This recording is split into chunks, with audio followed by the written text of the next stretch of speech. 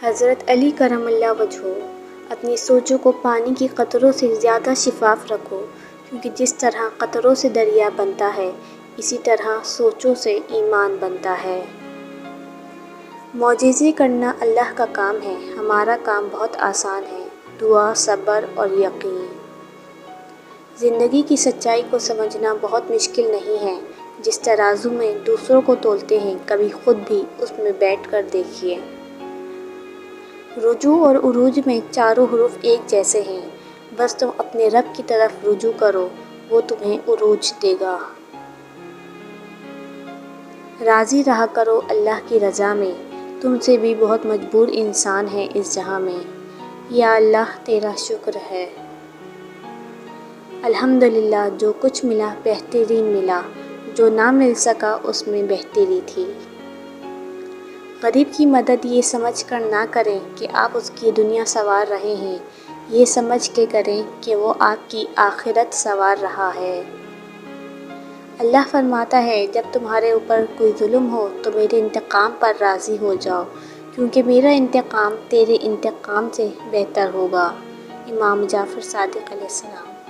امام جعفر صادق علیہ السلام نے فرمایا، لوگوں کو راضی رکھنا ناممکن ہے اور لوگوں کی زبانوں کو خاموش رکھنا اس سے بھی مشکل ہے۔ لوگوں کی زبانوں سے تو انبیاء علیہ السلام تک محفوظ نہ رہے۔ زندگی کا تحفہ بہت قیمتی ہے، ضائع نہ کر جائیے گا۔ رب سے جڑ کر، عبادت کو تھام کر اور محبتیں بانٹ کر اچھے نقش پیچھے چھوڑ جائیے گا۔ خوشی آپس میں بانٹنے سے اس طرح بڑھتی ہے جس طرح زمین میں بویا ہوا بیج فصل بنتا ہے۔ حضرت سلمان فارسی رضی اللہ عنہ۔ اگر انسان اپنی انگلیوں کا استعمال اپنی ہی غلطیوں کو گننے کے لیے کرے تو دوسروں پر انگلی اٹھانے کا وقت ہی نہ ملے۔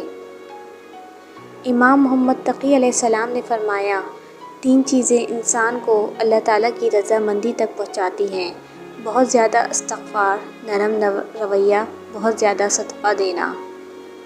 اللہ تعالیٰ پر یقین اندھیروں میں بھی روشنیاں پیدا کرتا ہے۔ دنیا کے تکبر سے انسان اتنا برباد نہیں ہوتا جتنا دین کے تکبر سے برباد ہوتا ہے۔ ایسے نیک نہ بنیں کہ ہر بندہ گنہگار نظر آنے لگے۔ برداشت اور صبر کرنا بزدلی نہیں بلکہ جینے کا بہترین اصول ہے۔ آپ بھی اپنا لیں، کامیابی آپ کے قدم چومے گی۔ کچھ لوگ انسانوں کے سمجھانے سے نہیں بلکہ اللہ کی بے آواز لاٹھی کھانے سے ہی سمجھتے ہیں۔ اللہ سے اصل محبت اس کے فیصلوں پر راضی ہونا ہے۔ مشکل وقت آ جائے تو کسی کا احسان نہ لو، کیونکہ مشکل وقت 4 دن کا اور احسان زندگی بھر کا ہوتا ہے۔ حضرت علی کرم اللہ وجہہ۔ ٹکرا دو اگر دے کوئی ذلت سے سمندر، عزت سے جو مل جائے وہ قطرہ بھی بہت ہے۔ درود پاک پڑھا کرو، زندگی پریشانیوں، مصیبتوں اور مشکلات سے پاک ہو جائے گی۔ ٹوٹی ہوئی چیز جڑ کر پہلے جیسی نہیں بن جاتی، کچھ بھی توڑنے سے پہلے بس اتنا یاد رکھ لیجیے گا۔